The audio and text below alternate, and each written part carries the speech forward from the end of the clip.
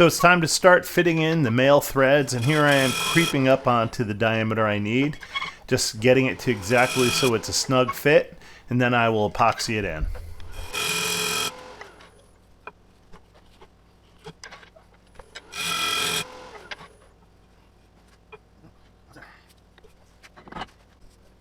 It's back to the bottom of the capsule, and I'm now gluing on that transition piece.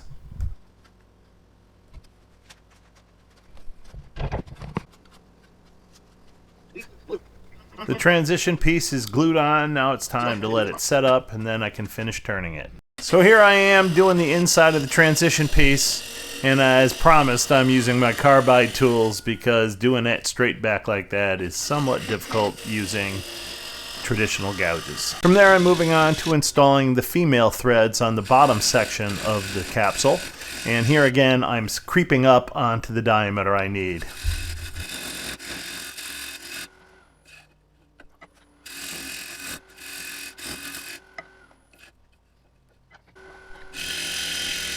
After I establish the diameter I needed for the female threads, I take it down to the depth I need for them to sit flush.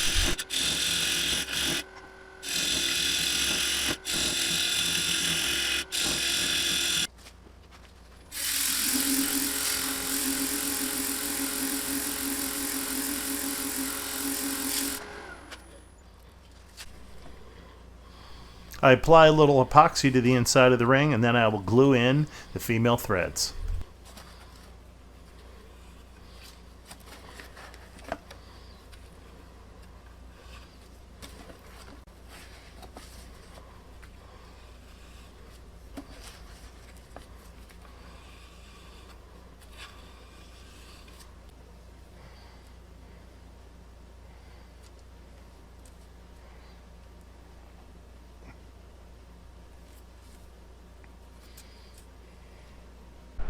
Now it's time to do a test fit, and I find out it works just fine.